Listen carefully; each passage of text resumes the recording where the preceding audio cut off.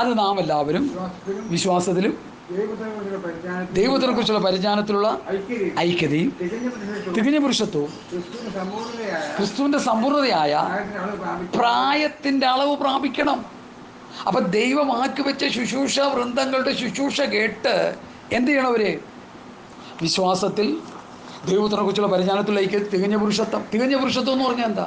ഇപ്പം നേരത്തെ പറഞ്ഞ ശിശുവിൻ്റെ അവസ്ഥ, ശിശുവിനൊന്നും അറിയത്തില്ല.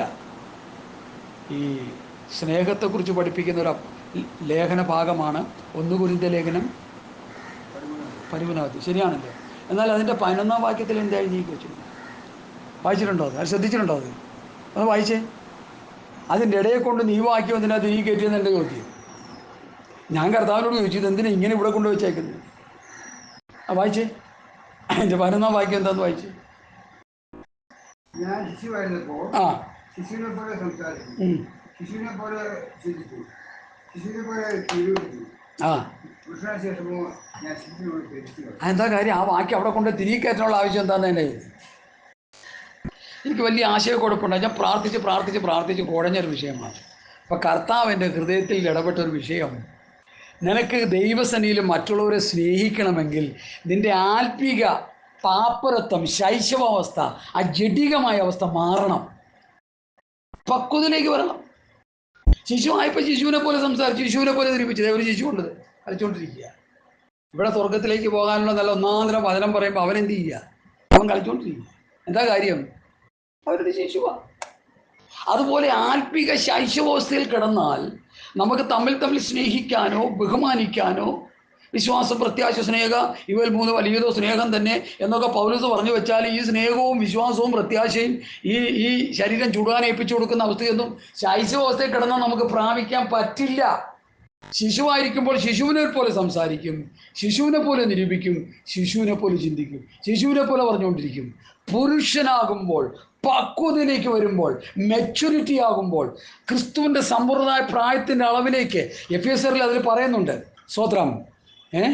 വിശ്വാസത്തിലും ദൈവത്തിനെ കുറിച്ചുള്ള പരിജ്ഞാനത്തിലുള്ള ഐക്യതയും തികഞ്ഞ പുരുഷത്വവും ക്രിസ്തുവിൻ്റെ സമ്പൂർണ്ണമായ പ്രായത്തിൻ്റെ അളവ് അത് പ്രാപിച്ചു കഴിയുമ്പോൾ നമുക്ക് പിന്നെ സ്നേഹിക്കാൻ കഴിയും, മറ്റുള്ളവരെ ബഹുമാനിക്കാൻ കഴിയും, മറ്റുള്ളവരോട് ദൈവകൃപയിൽ ഇടപെടാൻ കഴിയും.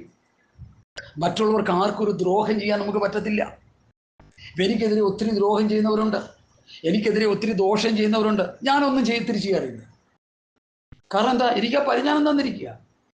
നിങ്ങൾ തമ്മിൽ സ്നേഹിക്കുന്നുവെങ്കിൽ വാസ്തവത്തിൽ നിങ്ങളെന്റെ ശിഷ്യന്മാരെന്ന് ലോകമറിയും. അപ്പോൾ ശത്രുവിനെയും മിത്രത്തെയും എല്ലാവരെയും ഒരുപോലെ സ്നേഹിക്കുന്ന സ്നേഹമാണ് ക്രിസ്തുവിൻ്റെ സ്നേഹമെന്ന് നമ്മൾ മനസ്സിലാക്കണം. അതിനുവേണ്ടിയാണ് ആ 13-ാം അധ്യായത്തിൽ 11-ാം വാക്യം, ആത്മീക ശൈശവ അവസ്ഥയിൽ കിടന്നാൽ നമ്മൾ ജഡീകന്മാരാകും, നമുക്കൊന്നും ചെയ്യുവാൻ കഴിയുകയില്ല. അതുകൊണ്ട് ശൈശവ അവസ്ഥ വിട്ട് വളർച്ചയുടെ പാന്താവിലേക്ക് വരുവാനാണ് ആ വാക്യം പരിശുദ്ധാത്മാവ് ആ അധ്യായത്തിൽ ഉൾപ്പെടുത്തിയിരിക്കുന്നത്. ഇനി ഞാൻ വിഷയത്തിലേക്ക് വരുന്നു. ഇവിടെ 4 കൂട്ടം കാര്യങ്ങളാണ് പറയുന്നത്. സ്തോത്രം. എന്താണ് ഈ 4 കൂട്ടം കാര്യം? വിശ്വാസത്തിൽ ദൈവത്തെക്കുറിച്ചുള്ള പരിജ്ഞാനത്തിൽ ഐക്യത, തികഞ്ഞ പുരുഷത്വം, ക്രിസ്തുവിന്റെ സമ്പ്രദായ പ്രായത്തിന്റെ അളവ് പ്രാപിക്കുക. ഇനി അടുത്ത് വിശുദ്ധന്മാരുടെ യഥാസ്ഥാനത്തിനായുള്ള ശുശ്രൂഷയുടെ വേലയ്ക്കും ക്രിസ്തുവിന്റെ ശരീരത്തിന്റെ ആദിനാക്കി വച്ചിരിക്കുന്നത്. സഹോദരങ്ങളെ, ഈ ശുശ്രൂഷ വൃന്ദങ്ങളെ സഭയിലാക്കി വെച്ചിരിക്കുന്നത് പണ്ട് സജിപാസ് പറഞ്ഞ പോലെ ചവിട്ട് നാടകം കളിക്കാനല്ല സഭയെ വന്ന്, പ്രോഗ്രസിംഗ് നടത്താനല്ല, ക്രിക്കറ്റ് കാണാൻ വേണ്ടി TV ഹോളിൽ കൊണ്ടുവന്നിച്ച് നമുക്കെല്ലാവരും കൂടി ഒന്നിച്ച് സന്തോഷിക്കാന്ന് പറയാനല്ല വെച്ചേക്കുന്നത്. വിശ്വാസത്തിൽ ദൈവത്തിനെ കുറിച്ചുള്ള പരിജ്ഞാനത്തിലുള്ള ഐക്യതയിൽ തികഞ്ഞ പുരുഷത്വം, ക്രിസ്തുവിന്റെ സമ്പ്രദായ പ്രായത്തിന്റെ അളവ് നമ്മളെല്ലാവരും ഒരുപോലെ പ്രാപിക്കണം. ഹല്ലേലൂയ. അതുമാത്രമല്ല, ക്രിസ്തുവിന്റെ സമ്പ്രദായ പ്രായത്തിന്റെ അളവിലേക്ക് വരണം. വിശുദ്ധന്മാരുടെ യഥാസ്ഥാനത്തുള്ള ശുശ്രൂഷയുടെ വേലയ്ക്ക് വിശുദ്ധന്മാരെ യഥാസ്ഥാനപ്പെടുത്തണം. സ്ഥാനം വിട്ട് കിടക്കുകയല്ല, വ്യവസ്ഥ വിട്ട് കിടക്കുകയല്ല. അത് ഞാൻ നേരത്തെ ദിവസം പറഞ്ഞു. ദൈവസഭ അവതസഞ്ചാരം ചെയ്തുകൊണ്ടിരിക്കുക, പ്രമാണം വിട്ടുപോയിക്കൊണ്ടിരിക്കുക. ഇസ്രായേൽ മക്കൾക്ക് ദൈവം പ്രമാണം കൊടുത്തല്ലോ. ഈ പ്രമാണത്തിൽ നിന്ന് അവർ വ്യതിചലിച്ചു പോയത് കൊണ്ടല്ലേ അവർക്ക് ദൈവം വാഗ്ദത്തം ചെയ്ത വാഗ്ദത്ത കനാനിൽ അവർക്ക് പ്രവേശിക്കാൻ കഴിയാതെ അവർ മരുഭൂമിയിൽ വെച്ച് പട്ടുപോയെന്ന് എബ്രായ ലേഖനം 3-ാം അധ്യായവും 1 കൊരിന്ത്യർ ലേഖനം 10-ാം അധ്യായവും അവിടെ ശവങ്ങൾ മരുഭൂമിയിൽ വീണുപോയി, അവർ പട്ടുപോയി, അവർ നശിച്ചുപോയി എന്നൊക്കെ പൗലോസ് ആത്മാവിൽ എഴുതി വെച്ചിരിക്കുന്നതിൻ്റെ കാരണം എന്താ? ഒരേ അപ്പം തിന്നവർ, ഒരേ പാനപാത്രം നിന്ന് കുടിച്ചവർ, എല്ലാം ഒന്നിച്ച് ഭക്ഷിച്ചവർ, ഒന്നിച്ചൊക്കെ ചെയ്തവരൊക്കെയാണ്. പക്ഷേ അവരിൽ മിക്ക പേരിലും ദൈവം പ്രസാദിച്ചില്ല. എന്താ കാര്യം? വചനവ്യവസ്ഥ പ്രകാരമുള്ള ജീവിതം അവരിൽ കാണുവാനിടയായില്ല. അതുപോലെ തന്നെ പുതിയ നിയമസഭയും ആ അവസ്ഥയിലായി തീർന്നിരിക്കുന്നു. എന്നോട് കർത്താവ് പറഞ്ഞ കാര്യം ഞാൻ ഈ പറയുന്നത്. പുതിയ നിയമസഭയെ ദൈവവചനം പ്രസംഗിച്ച് ഈ ശ്രേഷ്ഠമായ അവസ്ഥയിലേക്ക് നടത്തേണ്ട ശുശ്രൂഷ വൃന്ദങ്ങൾ മത്തായിയുടെ സുവിശേഷം 21-ാം അധ്യായത്തിലെ ശാസ്ത്രിമാരും പരീശന്മാരും ചെയ്തതുപോലെ ചെയ്തുകൊണ്ടിരിക്കുകയാണ്. നമുക്കൊന്നെടുത്ത് വായിക്കാം 23-ന്റെ 1 മുതലുള്ള വാക്യങ്ങൾ. ഹല്ലേലൂയ. മത്തായി 23-ന്റെ 1 മുതൽ. ഹല്ലേലൂയ. സ്തോത്രം, സ്തോത്രം, സ്തോത്രം. ഇതെപ്പോഴും പറയുന്ന കാര്യങ്ങളൊക്കെ തന്നെ പിന്നെയും ഒന്ന് ഓർപ്പിക്കുക ചെയ്യുന്നത്. പ്രസംഗമായിട്ട് കരുതല്ല. ശാസ്ത്രിമാരും പരീശന്മാരും മോശയുടെ പീഠത്തിലിരിക്കുന്നു. ആകയാൽ അവർ നിങ്ങളോട് പറയുന്നതൊക്കെയും പ്രമാണിച്ച് ചെയ്യുവിൻ. അവരുടെ പ്രവർത്തികൾ പോലെ ചെയ്യരുത്. അവർ പറയുന്നതല്ലാതെ ചെയ്യുന്നില്ലല്ലോ. അവർ കനമുള്ള ചുമടുകളെ കെട്ടി. അവിടെ നിൽക്കട്ടെ പാസ്റ്റേ. അവർ പറയുന്നതല്ലാതെ ചെയ്യും. ഞങ്ങൾ പ്രസംഗിക്കുന്നുണ്ട്, നമ്മളത് ചെയ്യുന്നില്ല. ക്രിയാത്മകമായ നിലയിൽ ജീവിതത്തിൽ വെളിപ്പെട്ട് വരുന്നില്ല. പ്രവൃത്തിയും ജീവിതവും ഒരുപോലെ കൊണ്ടുപോകണമെന്ന് പഠിപ്പിച്ചൊരു മഹാനാണ് യാക്കോബ് അപ്പോസ്തലൻ. നവോത്ഥാനത്തിൻ്റെ കർത്താവാണ് മാർട്ടിൻ ലൂതർ. ഞാനൊരിക്കൽ ഒരു ചരിത്ര പുസ്തകത്തിൽ പഠിച്ചത് ഇങ്ങനെയാണ്: മാർട്ടിൻ ലൂതർ ഏറ്റവും ഭയപ്പെട്ട ലേഖനം യാക്കോബിൻ്റെ ലേഖനം. വിശ്വാസത്താലുള്ള നീതീകരണമെന്ന് മാർട്ടിൻ ലൂതർ സ്ഥാപിച്ചപ്പോൾ യാക്കോബ് പറഞ്ഞു, വിശ്വാസം മാത്രം പോരാ, പ്രവൃത്തിയും കൂടി വേണമെന്ന്. തനിക്കത് വായിക്കാം. കാരണം ആ ഒരു ആത്മീയ നിലവാരത്തിലേക്ക് മാർട്ടിൻ ലൂതർ വന്നില്ല. വിശ്വാസവും പ്രവൃത്തിയും ഒരുപോലെ കൊണ്ടുപോകണമെന്ന് യാക്കോബിൻ്റെ ലേഖനം പഠിപ്പിക്കുമ്പോൾ വിശ്വാസത്താൽ നീതീകരണം പ്രാപിച്ച പാട്ടും പാടി പോയാൽ മതിയെന്ന് മാർട്ടിൻ ലൂതറിൻ്റെ ചെറിയ പ്രബോധനം പുള്ളിക്കത് സഹിക്കാൻ പറ്റിയില്ല എന്നാണ് ചരിത്ര പുസ്തകത്തിൽ എഴുതി. ഞാൻ പഠിച്ചു പോയെന്നേ ഉള്ളൂ, നമ്മളതൊരു വിമർശനമാക്കി എടുക്കണ്ട. കാരണം ഉപദേശം എല്ലാവർക്കും ഒരുപോലെ കിട്ടിയെന്ന് വരികയില്ല. ബഹുമാനപ്പെട്ട റൊണാൾഡ് ബോങ്കെ 1999 ലാസ്റ്റിൽ ഈ എറണാകുളത്ത് രാജേന്ദ്ര മൈതാനിൽ ഒന്ന് പ്രസംഗിച്ച പ്രസംഗം ഞാൻ കേട്ടു. എനിക്കന്ന് വരാൻ പറ്റും, ഞാനത് വെക്കേഷന് വരാനിട്ടിരിക്കുന്ന സമയമാണ്. പക്ഷെ പറ്റില്ല, ഞാൻ പ്രസംഗം കേൾക്കാൻ വേണ്ടി വരണമെന്ന്. ഞാൻ വന്ന് മീറ്റിംഗ് എല്ലാം കഴിഞ്ഞു പോയി. 98, 99 കണ്ടാണ് ഈ നെഹ്റു സ്റ്റേഡിയം. അതിൻ്റെ പ്രസംഗം എനിക്ക് കിട്ടി. ഞാൻ മൊബൈലിലൂടെ കേൾക്കാറുണ്ട്, ആരുണ്ടൊക്കെ അയച്ചത്. ആ പ്രസംഗത്തിൻ്റെ കണ്ടൻസ് ഏതാണെന്നറിയാം? വിഷയം പ്രസംഗിച്ച പുള്ളി ഏറ്റവും ശക്തിയോടെ പ്രസംഗിച്ച ഒരു സബ്ജക്റ്റാണ് ലൂക്കോസ് 16-ാം അധ്യായത്തിലെ ദരിദ്രനും ധനവാനും എന്നുള്ള വിഷയം. പുള്ളി കുറേ കാര്യങ്ങൾ നല്ലൊരു സുവിശേഷകനാണ് പുള്ളി, ഒരു ഇവാഞ്ചലിസ്റ്റാണ് പുള്ളി, യാതൊരു തർക്കമില്ല കാര്യത്തിൽ. പിന്നെ അദ്ദേഹത്തെക്കുറിച്ച് ചില പ്രിയപ്പെട്ടവരെടുത്ത് എഴുതിയ കാര്യങ്ങളോട് എനിക്ക് യോജിപ്പില്ല. നരകം കാലിയാക്കാൻ വേണ്ടി വന്നിരിക്കുന്ന സുവിശേഷകൻ, അതൊക്കെ ഇച്ചിരി നമ്മളങ്ങോട്ട് ശ്രദ്ധിച്ച് പഠിക്കേണ്ട കാര്യങ്ങളാണ്. നരകം നിറയ്ക്കുക കേട്ടിട്ടുണ്ടല്ലേ? അതൊന്നും നമുക്ക് അത്ര അങ്ങോട്ട് അംഗീകരിക്കാൻ പറ്റുന്നില്ല. അതൊക്കെ അവരെക്കുറിച്ചൊക്കെ പറയുന്ന ചില ഭംഗി വാക്കുകളാണ്. അത് നടക്കണമെന്നില്ല, അതൊന്നും നടക്കത്തില്ല. സുവിശേഷം പറഞ്ഞിട്ട് പോവാം. സുവിശേഷത്തിൻ്റെ ഒരു ധീര പോരാളി എന്ന് പറഞ്ഞാൽ യെസ്, ഞാൻ അതിന് ഒപ്പിട്ട് കൊടുക്കുക. അതിലപ്പുറം ഒന്നും അദ്ദേഹം ഉപദേശം പഠിച്ച ആളാണെന്നോ പഠിപ്പിക്കുന്ന ആളാണെന്നൊന്നും എനിക്കും അത്ര വലിയ ഇതൊന്നുമില്ല. അദ്ദേഹം പറഞ്ഞത് ഇങ്ങനെയാണ്: ധനവാനായത് കൊണ്ടല്ല അദ്ദേഹം യാതനാസ്ഥലത്തേക്ക് പോയി. എന്തിനാ പോയത്? എന്തുകൊണ്ടാണ് പോയത്? അപ്പം അതിന് നമ്മൾ പഠിക്കേണ്ടത് ബോങ്കയുടെ ഉപദേശമല്ല പഠിക്കേണ്ടത്, കർത്താവ് പറഞ്ഞ് പഠിക്കണം, അപ്പോസ്തലന്മാർ പറഞ്ഞ് പഠിക്കണം. ധനികന്മാരാകാൻ ആഗ്രഹിക്കുന്നവർ പരീക്ഷയിലും കണിയിലും കുടുങ്ങി മനുഷ്യർ സംഹാരനാശങ്ങളിൽ മുങ്ങിപ്പോകാനിടവരുന്ന മൗഢ്യവും ദോഷകരമായ പല മോഹങ്ങൾക്കും ഇരയായിത്തീരുന്നു. നീയോ ദൈവത്തിൻ്റെ മനുഷ്യനായുള്ളവേ, അത് വിട്ടൂടെ. അതൊന്ന്. 2, ഒരു ധനാഢ്യൻ കുറേ കാശും കോടീശ്വരനായിട്ട് കർത്താവിൻ്റെ പുറകെ വന്ന് നിത്യജീവൻ പ്രാപിപ്പാൻ എന്ത് ചെയ്യണം? മോചന പ്രമാണം അനുസരിക്കുക. ഇന്നത്തെ പെന്തക്കോസ്തലനേക്കാളും നല്ലൊരു മനുഷ്യനാണ് അവൻ. കാരണം അവൻ മോശിക പ്രമാണം അതേപടി അനുസരിക്കുന്നവനാണെന്നാ കർത്താവിനോട് അവൻ പറഞ്ഞത്. കർത്താവ് അവനെ യേശു വെക്കുകയും വരെയും ചെയ്തു. കർത്താവ് നോക്കിയപ്പോൾ ഹീസ് എ റിച്ച് മാൻ, വലിയ ധനാഢ്യൻ. അപ്പോൾ പറഞ്ഞൊരു കാര്യം ചെയ്യും, നിനക്കുള്ളത് വിറ്റ് ദരിദ്രം കൊടുത്തിട്ട് എൻ്റെ പിന്നാലെ. അപ്പം അവനെന്ത് ചെയ്യുക? ഒരു സുവിശേഷം പറയുന്നത് അവൻ ദുഃഖത്തോടെ പോയി എന്ന്. ആ ധനം അവനെ എന്ത് ചെയ്തു? കർത്താവിലേക്ക് അടുക്കുവാൻ തടസ്സമായി നിന്നു. അപ്പോഴാണ് കർത്താവ് പറഞ്ഞത് ഒട്ടകം സൂചിക്കൂടെ കാര്യങ്ങളൊക്കെ ഇവിടെ പറഞ്ഞു വെച്ചത്. അപ്പം ഇതിനൊക്കെ നമ്മളെടുത്ത് തെറ്റായി വ്യാഖ്യാനിച്ച് ധനവാനായാലും കുഴപ്പമില്ല പോകാമെന്ന് പറഞ്ഞാൽ, പക്ഷെ പോകാം, പ്രശ്നമില്ല. കർത്താവ് ഇവിടെ പറഞ്ഞിട്ടുണ്ട്. മനുഷ്യന് അസാധ്യമായത് ദൈവത്തിന്. ഈ ധനവാൻ തൻ്റെ ധനത്തിൽ പ്രശംസിക്കരുത്, ബലവാൻ തൻ്റെ ബലത്തിൽ പ്രശംസിക്കരുത്, ജ്ഞാനിതൻ്റെ ജ്ഞാനത്തിൽ പ്രശംസിക്കരുത്. പക്ഷെ നമ്മൾ വിടുവോ?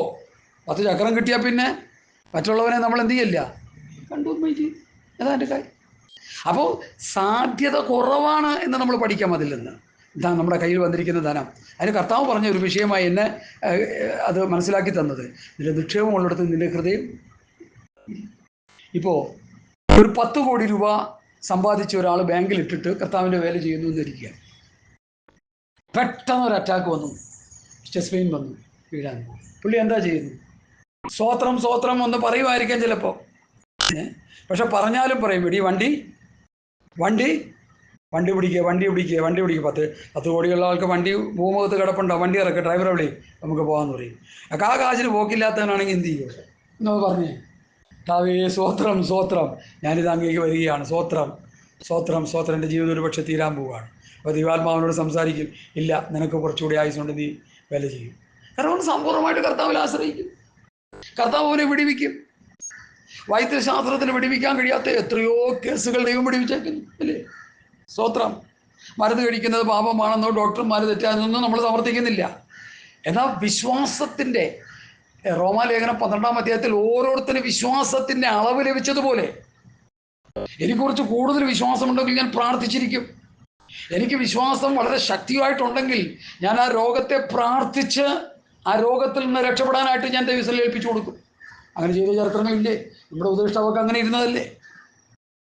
2 മാസത്തോളം ഈ താടി വന്ന് ഇങ്ങനെ ഇരുന്ന ചരിത്രം ഞങ്ങൾ ദൈവവചനം പഠിച്ച കർത്താവിൻ്റെ ദാസനാണ്. അപ്പോൾ ഞാൻ ചെവിപ്പോയി ചോദിച്ചു, എൻ്റെ ദൈവമേ, ഇൻ്റർനാഷണൽ പ്രാസംഗികനായ അപ്പച്ചന് എന്താണ് ഇങ്ങനെയൊക്കെ ഇരിക്കണമെന്ന് ഞാൻ ചോദിച്ചു തമാശ രൂപത്തിൽ. പുള്ളി പറഞ്ഞ മറുപടി കേൾക്കണോ? ദൈവം എന്നെ ശുദ്ധീകരിച്ചുകൊണ്ടിരിക്കുക. ഒരു ശുദ്ധീകരണം ആർക്ക് വേണം? ശുശ്രൂഷകന് വേണം, വിശ്വാസിക്ക് വേണം, പാസ്റ്റർമാർക്ക് വേണം, സെൻറ്ററിന് വേണം, ലോക്കലിന് വേണം, പ്രസിഡന്റിന് വേണം, എല്ലാവർക്കും വേണം. അതാ ഇപ്പോൾ കുഴപ്പം പറ്റിയത്. ഒരു സ്ഥാനം കിട്ടിക്കഴിഞ്ഞാൽ പിന്നെ ആ സ്ഥാനത്തിൻ്റെ പുറകെ അങ്ങ് പോക്കാ. പിന്നെ ഞാൻ ആരാ? ഞാൻ നേരത്തെ പറഞ്ഞത് നിങ്ങൾ കേട്ടോ ഇല്ലെന്നറിയില്ല. ഒരു കൊച്ചി എടുക്കാൻ ഒരു ഉപദേശിയോട് ചോദിച്ചു, പാസ്റ്റർ എന്നാണ്ട് വിശേഷമെന്ന്. പാസ്റ്റർ അങ്ങ് ദേഷ്യപ്പെട്ടില്ലേ അവനോട്? പാസ്റ്റർ എന്നാ? എടാ, സെൻട്രലിൻ്റെ ചുമതല കിട്ടിയത് നീ അറിഞ്ഞില്ലേ? ഈ കഴിഞ്ഞ ആഴ്ചയിലായിരുന്നു സെൻട്രലിൻ്റെ ചുമതല കിട്ടി. എല്ലാം കൂടി ഒന്ന് പ്രാർത്ഥിച്ച് എൻ്റെ തലയ്ക്ക് വെച്ച് ഒരു 10-15 സഭയുടെ സെൻറ്ററാക്കി. ഇനി നീ ഇവിടെ വിളിക്കുമ്പോൾ സെൻട്രൽ പാസ്റ്റർ എന്ന് വിളിക്കും. എങ്ങനെയുണ്ട് അവസ്ഥ? അത് ചിന്തിക്കേ. റവറൻഡ്, ഡോക്ടർ, ഞാൻ പറയട്ടെ, തമാശ രൂപത്തിലാണെങ്കിലും നിങ്ങളെന്നോട് വണങ്ങരുത്. ഗോതമ്പിനെ കുറിച്ച് പുസ്തകത്തിൽ പറയുന്നത് റവയെക്കുറിച്ച് പറഞ്ഞിട്ടേ ഇല്ല. റവയെക്കുറിച്ച്, ഗോതമ്പിനെ കുറിച്ച് പറഞ്ഞിട്ടുണ്ട്, നെല്ലെന്നൊക്കെ പറഞ്ഞിട്ടുണ്ട്. പക്ഷെ ഗോതമ്പിൻ്റെ ഈ റവ എന്നുള്ള സാധനം എനിക്കറിയില്ല. ഇനി എൻ്റെ അജ്ഞത കൊണ്ടാണെന്ന് എനിക്കറിയാം. ഈ KJV ട്രാൻസ്ലേഷനിൽ ഇംഗ്ലീഷ് ബൈബിളിൽ അത് ഞാനത് പഠിച്ചിട്ടുണ്ട്, അതുകൊണ്ട് പറയുക. His name is reverend. His name is reverend എന്ന് പറഞ്ഞാൽ എൻ്റെ അർത്ഥം എന്താണ്? ഭയങ്കര. അവൻ്റെ നാമവും ഭയങ്കരവും വിശുദ്ധവുമാകുന്നു. ആ പദം കൂടിയുണ്ട്. His name is a holy and reverend. Sorry, അത് വിട്ടുപോയി. His name is holy and reverend. English Bible KJV എടുത്ത് നോക്കിയോ, മറ്റേ ബൈബിൾ നോക്കരുത്, തെറ്റ് കാണും ചിലപ്പോൾ. His name is holy and reverend എന്നതിൻ്റെ അർത്ഥം അവൻ്റെ നാമം വിശുദ്ധവും. അത് ഞാൻ എടുത്ത പാസ്റ്റർ സാമ്പോൾ ഹോളി ആൻഡ് റെവറൻറ്റ് എന്നുള്ള പദം ഞാൻ എടുത്താൽ ഞാൻ പിന്നെ ആരാ? നിങ്ങളൊന്ന് പറഞ്ഞാൽ ഞാൻ ആരാ? വീട്. ആ കറക്റ്റ്, കൈയോട്. വീട് പോയ ദൂതൻ്റെ തുല്യമായി ഞാനതാണ് കാര്യം. ഇതൊക്കെ നമ്മൾ പഠിച്ച് മനസ്സിലാക്കണം. കുറച്ച് സ്ഥാനമാനങ്ങൾ കിട്ടുന്നതുകൊണ്ട് ഒരു ദൈവദാസൻ യഥാർത്ഥ ദൈവദാസനാകുന്നില്ല. സ്ഥാനമാനങ്ങളൊക്കെ നമ്മളെ ദൈവത്തിൽ നിന്ന് അകറ്റിക്കളയുന്നതാ. നമുക്കൊരു സ്ഥാനം കിട്ടുമ്പോൾ ആ സ്ഥാനത്തിൻ്റെ ആ ബഹുമാനം നമുക്ക് കിട്ടണമെന്ന് പറഞ്ഞ് പോകുന്നിടത്തൊക്കെയും ആ സ്ഥാനത്തിൻ്റെ അഹങ്കാരം നമ്മളെ ഭരിച്ചു എന്ന് വരാം. ബഹുമാനപ്പെട്ട കാനവച്ചൻ ഒരു സാധു മനുഷ്യനായിട്ട് ജീവിച്ച്, ഒരു സുവിശേഷകനായിട്ട് ജീവിച്ച് നിത്യതയിലേക്ക് പോകാനിടയായി. എല്ലാവരും പറഞ്ഞു ഒരു ചുവന്ന പക്ഷി പുരളാത്തൊരു മനുഷ്യനായിരുന്നു. ഇത് കേൾക്കുമ്പോൾ തന്നെ ഇതൊരു കുളിർമയാണല്ലേ, സന്തോഷമാണ് നമുക്ക്. സ്തോത്രം. അതുകൊണ്ട് എന്നെ കേൾക്കുന്ന പ്രിയപ്പെട്ടവരെ, നമ്മളെ ദൈവം ആക്കി വെച്ചിരിക്കുന്നിടത്ത് വിശ്വസ്തയോടെ നമുക്ക് ലഭിച്ചിരിക്കുന്ന 2 പേരോ 3 പേരോ 5 പേരോ 10 പേരോ എത്രയാണെങ്കിലും അത്ര ആൾക്കാർ. ഇപ്പോൾ ഈ 500 1000 ഒക്കെ കൂടുന്നതിനോട് നമുക്ക് താല്പര്യമൊന്നുമില്ല. അതിലൊരു കർത്താവിൻ്റെ ദാസൻ പറഞ്ഞത് ഇങ്ങനെയാണ്: 500 പേര് കൂടി വരുന്നൊരു ചർച്ചിൽ ഒരു സഹോദരനോട് ചോദിച്ചു, നിങ്ങളുടെ ഒരു കൂട്ടു സഹോദരൻ ഇന്ന പേരുള്ള ഒരാളുണ്ടോ? അപ്പോൾ പുള്ളിയോട് പറഞ്ഞതേ, എനിക്കറിയില്ല പാസ്റ്റർ. ഞാൻ പറഞ്ഞു, എന്താ അറിയാത്തത്? നിങ്ങളുടെ സഭയിലെ ആളുടെ പേരാ, രാജു എന്നാ പേര്. എനിക്കറിയില്ല, കാരണം 500 പേര് വന്നിരിക്കുക, 5 പേര് അറിയത്തില്ല. അപ്പോൾ ഒരു ദിവസം പറഞ്ഞു, 5 പേരുള്ളൊരു സഭയാണെങ്കിൽ 40 50 പേരായിട്ട് വെച്ച് ഒരു ലീഡർഷിപ്പ് അവർക്ക് കൊടുത്ത് അവർ സഭയുടെ ഒരു ബ്രാഞ്ചാക്കി വെച്ച് ഉപദേശം പഠിപ്പിച്ച് 50 പേരുടെ പേര് മനസ്സിലാക്കി 50 പേരുടെ വിഷയങ്ങൾക്ക് വേണ്ടി പ്രാർത്ഥിച്ച് 50 പേരെ ക്രിസ്തുവിൻ്റെ കർത്താവിൻ്റെ വരവിന് വേണ്ടി ഒരുക്കിയെടുത്ത് ക്രിസ്തുവിൽ തികഞ്ഞവരാക്കുവാൻ അധ്വാനിക്കാൻ ആ ശുശ്രൂഷകന് കഴിയും. 500 പേരാകുമ്പോൾ എന്ത് പറ്റും? സ്വത്രാഴ്ച പാത്രം നിറഞ്ഞു കിട്ടും. വലിയ ഗുണമൊന്നും കാണത്തില്ല. ഈ ഇടയ്ക്കൊരു പാസ്റ്ററിനോട് പറഞ്ഞ കാര്യം കേൾക്കണം, നിങ്ങളാരും ഞെട്ടിപ്പോരുത്. 500 രൂപയിൽ കുറഞ്ഞ് സ്വത്രാഴ്ച ആരും ഇവിടെ ഇടരുത്. 500 പേരിൽ കൂടുതൽ ആൾക്കാരിവിടെ വരുന്നുണ്ട്. അപ്പോൾ ആ ഉപദേശിച്ച ലക്ഷ്യം എന്താ? ക്രിസ്തുവിൽ തികഞ്ഞവരാക്കാനാണോ? മക്കളെ പഠിപ്പിച്ച് വലിയ ആളാക്കി ബാങ്കിൽ കൊണ്ടുവന്ന് കാശ് ഡംപ് ചെയ്യാനാണോ? എന്താ ആവശ്യം? ഇത് നമ്മൾ മനസ്സിലാക്കേണ്ടത്. ദൈവമാക്കി വെച്ച ശുശ്രൂഷ ഗ്രന്ഥങ്ങൾ ഈ പുസ്തകത്തിൽ ഉണ്ടെന്നേ, അവരുടെ ശുശ്രൂഷ എന്താണെന്നും ഉണ്ടെന്നേ, അവർ ചെയ്ത ശുശ്രൂഷ ചെയ്താൽ അതിൻ്റെ മഹത്വം എന്താണെന്നും അവർ ചെയ്തതുപോലെ ശുശ്രൂഷ ചെയ്യുന്നില്ലെങ്കിൽ അതിൻ്റെ ദുരന്തം എന്താണെന്നും മനസ്സിലാക്കിയാണ് ഞാൻ നിങ്ങളോട് സംസാരിക്കുന്നത്. ഞാനത് മനസ്സിലാക്കി. ഇവിടെ പൗലോസ് പറഞ്ഞു വരുന്നത്, തികഞ്ഞ പുരുഷത്വവും ക്രിസ്തുവിൻ്റെ സമ്പ്രദായ പ്രായത്തിന് അളവ് പ്രാപിക്കുമ്പോഴും വിശുദ്ധന്മാരുടെ യഥാസ്ഥാന ശുശ്രൂഷയുടെ വേലയ്ക്കും ക്രിസ്തുവിൻ്റെ ശരീരത്തിൻ്റെ ആത്മീയ വർധനവിനും ആകുന്നു. ശരിയാണല്ലോ? 13 വരെയുള്ള വാക്യങ്ങൾ നല്ല കറതേർന്ന ആത്മീയരാക്കി വിശ്വാസികളെ മാറ്റിയെടുക്കുക. അങ്ങനെ ചെയ്തില്ലെങ്കിൽ എന്താകുമെന്ന് 14-ാം വാക്യം പറയുന്നുണ്ട്. നമുക്കൊന്ന് വായിക്കാം, രസമായിട്ടൊന്ന് വായിച്ചാൽ. അങ്ങനെ നാം ഇനി മനുഷ്യരുടെ ചതിയാലും ഉപായത്താലും തെറ്റിച്ച് കളയുന്ന തന്ത്രങ്ങളിൽ കുടുങ്ങി പോകാൻ തക്കോണം ആമേൻ. ഉപദേശത്തിന്റെ ഓരോ കാരണ അലഞ്ഞൊഴിയ ശിഷ്യകളായിരിക്കാം. മതി, അവിടെ നിൽക്കട്ടെ.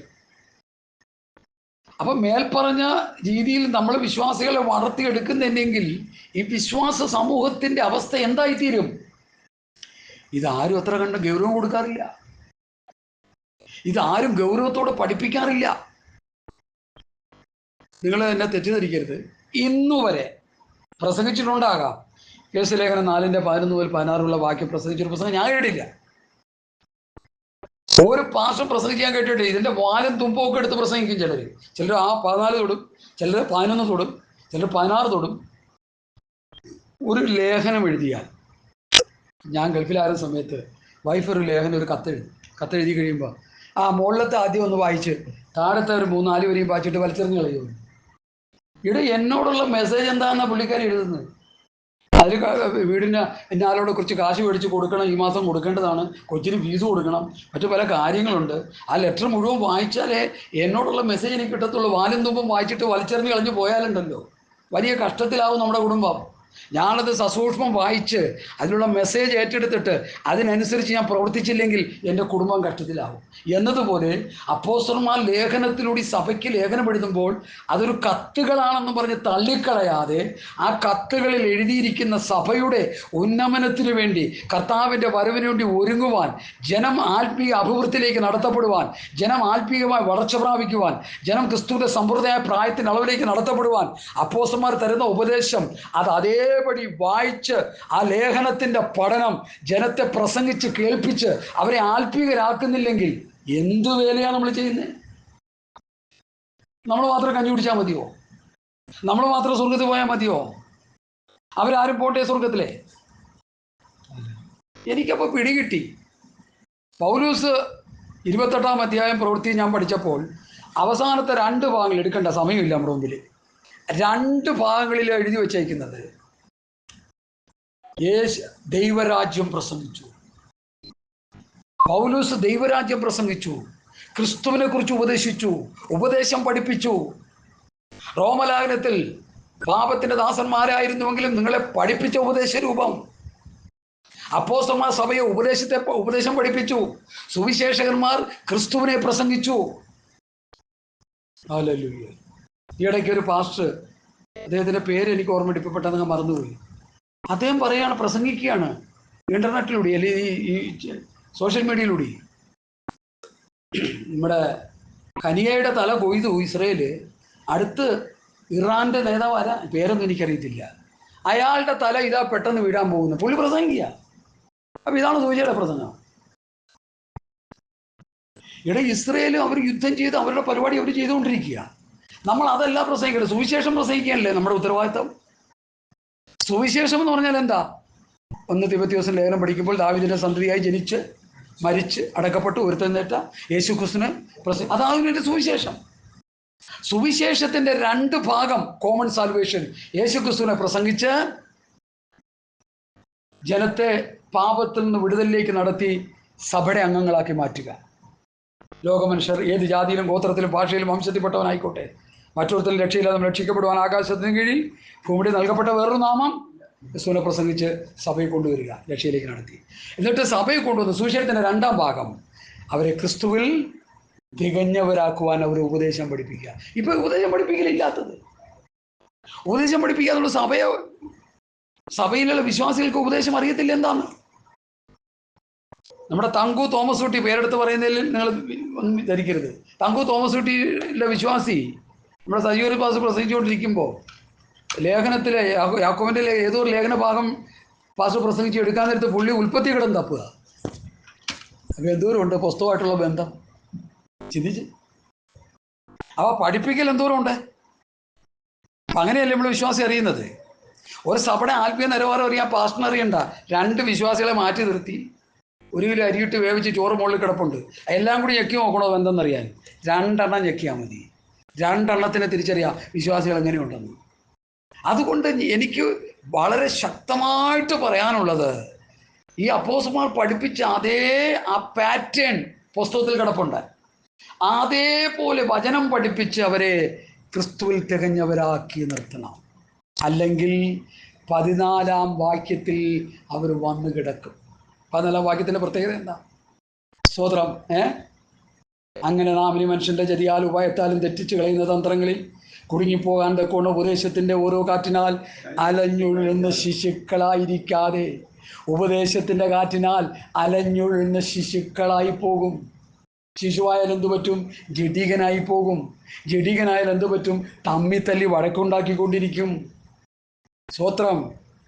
പണ്ടൊരു കർത്താവിന്റെ പറഞ്ഞ പോലെ സഭയിൽ ചെന്ന ഒരുത്തൻ എന്ത് ചെയ്യുക? ഒരുത്തൻ മൂത്രം ഒഴിച്ചുകൊണ്ടിരിക്കുക, ഒരുത്തൻ മണ്ണ് വാരി തിന്നുകൊണ്ടിരിക്കുക, 2 എണ്ണം കിടന്ന് തമ്മിത്തല്ലുക.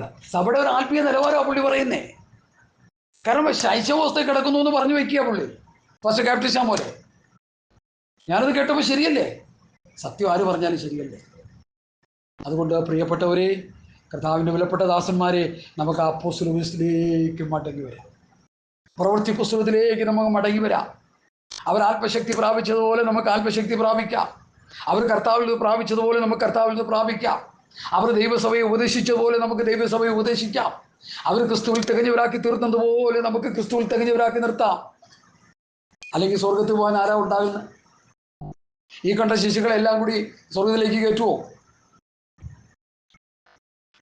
ഇവിടെ ഉപദേഷ്ടാവ് പറഞ്ഞൊരു ഉദാഹരണം, 33.5 വയസ്സിലാണ് കർത്താവ് സ്വർഗത്തിലേക്ക് പോയതെന്നാണ് നമ്മൾ പഠിക്കുന്നത് അല്ലേ? തിരിച്ചു വരുമ്പോഴും കർത്താവിന് ഏതാ വയസ്സ്? അത് തന്നെ.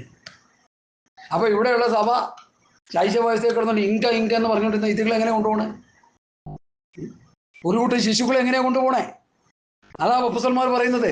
ദൈവം ആക്കി വെച്ച ശുശ്രൂഷ വൃന്ദങ്ങൾ ഉപദേശം പഠിപ്പിച്ച് ക്രിസ്തുവിൽ തികഞ്ഞവരാക്കി ക്രിസ്തുവിന്റെ സമ്പ്രദായ പ്രായത്തിന്റെ അളവിലേക്ക് അവർ നടത്തി കർത്താവിന്റെ ഒരു വേണ്ടി ഒരുക്കി നിർത്തുക. അതാ ശുശ്രൂഷ. അതിനാര് പൈസ തരുന്നോ തരുന്നില്ലോ ഇതൊന്നും ഒരു വിഷയമല്ല. വേലക്കാരൻ തന്റെ കൂലിക്ക് യോഗ്യൻ. പട്ടിണി കിടന്ന് ചാകാനാണ് വിധി, ചത്തോളം. പക്ഷേ ഞാൻ മനസ്സിലാക്കിയെടുത്തോളം ഈ പുസ്തകം എടുത്ത് ഇറങ്ങിയവരൊക്കെ ദൈവം എന്ത് ചെയ്യില്ല, ലജ്ജിപ്പിക്കത്തില്ല. അവരാവശ്യമുള്ളത് കൊടുക്കുക, കൂടുതലൊന്നും കൊടുത്തെന്ന് വരില്ല. അവരാവശ്യമുള്ളത് കൊടുക്കും. കൂടുതൽ കിട്ടുമ്പോൾ ശ്രദ്ധിച്ചോണം, അപകട മേഖലയിലൂടെ നമ്മൾ പോവുകയാണ്, ഡെഡ് ലൈനിലൂടെ നമ്മൾ പോവുകയാണ്. കാരണം പണം, ഭൗതികം, സ്ഥാനമാനങ്ങൾ, കസേരകൾ നമ്മളെ ദൈവത്തിൽ നിന്ന് അകറ്റിക്കളയുന്നതാണ്. നമ്മുടെ ദൈവകൃപ ചോർത്തിക്കളയുന്ന ഘടകങ്ങളാണ് ഇതൊക്കെ. ഉപദേശത്തിൻ്റെ കാറ്റിനാൽ അലഞ്ഞുഴുന്ന ശിശുക്കളാകാതെ, ഈ കാറ്റ് വരുമ്പോൾ വൃക്ഷങ്ങൾ കിടന്ന് ഇങ്ങനെ അല അങ്ങോട്ടും ഇങ്ങോട്ടും കിടന്ന് ആടുമ്പോൾ ഞാൻ ചിന്തിക്കും, ഇന്നത്തെ പെന്തക്കോസ്തുകാരാണോ ഈ വൃക്ഷങ്ങളെന്ന് ചിന്തിച്ചു പോകാറുണ്ട്. കാരണം അങ്ങോട്ടും ഇങ്ങോട്ടും കിടന്ന് ആടി ഉലയുക. എൻ്റെ അടുക്കൽ വന്ന് എൻ്റെ വചനങ്ങളെ കേട്ട് ചെയ്യുന്നവൻ പറയാം, പാറമേൽ വീട് പണിത ബുദ്ധിയുള്ള മനുഷ്യനോട് തുല്യനാകുന്നു. വൻമഴ ചുരിഞ്ഞു, നദികൾ പൊങ്ങി, കാറ്റടിച്ചു, ആ വീടിന്മേൽ അലച്ചു, അത് വീണില്ല, അതിൻ്റെ അടിസ്ഥാനം പാറമേലായി. അതുകൊണ്ട് എന്നെ കേൾക്കുന്ന പ്രിയപ്പെട്ടവരെ, ക്രിസ്തുവിൻ്റെ പ്രമാണത്തിൽ അവരെ ഉറപ്പിച്ചു നിർത്തുക. വചനം പഠിപ്പിച്ചവരെ വചനത്തിൽ ഉറപ്പിക്കുക.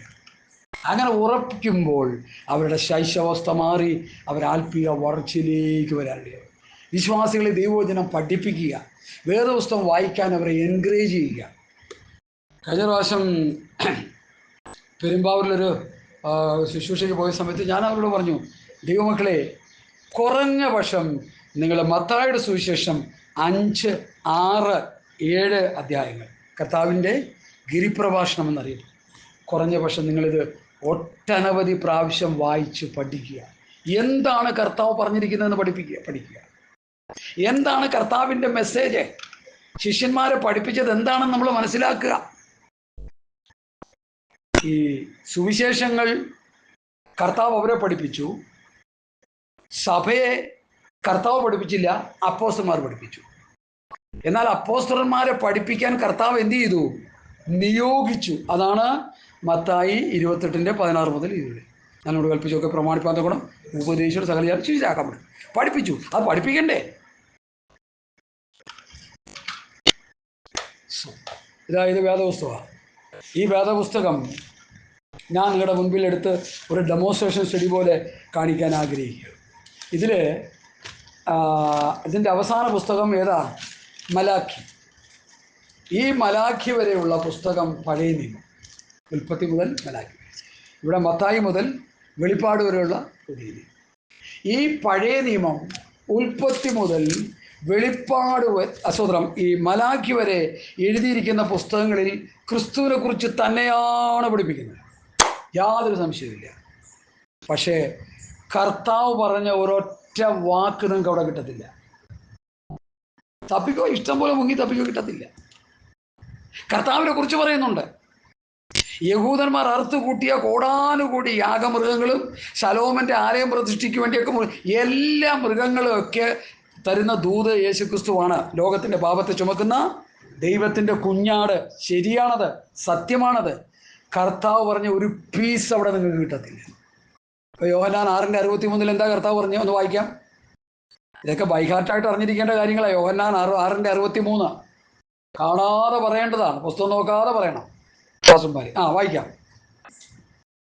സ്തോത്രം, സ്തോത്രം, സ്തോത്രം, സ്തോത്രം, സ്തോത്രം. ഹല്ലേലൂയ. കറക്റ്റ് 1 മണിയാകുമ്പോൾ നിർത്തും കേട്ടോ, പേടിക്കണ്ട. ഒരു നിമിഷം പോലും പോകത്തില്ല. ജീവിപ്പിക്കുന്നത് ആത്മാവാകുന്നു, ഉപകരിക്കുന്നില്ല. ഞാൻ നിങ്ങളോട് സംസാരിച്ച വചനങ്ങൾ ആത്മാവും ജീവനുമാകുന്നു. കർത്താവ് പറഞ്ഞ വചനത്തിനെ ആത്മാവുള്ളൂ, ജീവനുള്ളൂ. മോശ പറഞ്ഞതിനില്ലേ? ഇല്ല.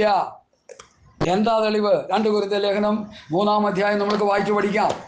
2 കൊരിന്ത്യർ ലേഖനം 3-ാം അധ്യായം.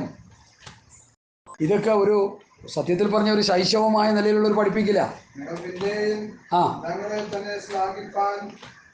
തുടങ്ങുന്നു പോവും.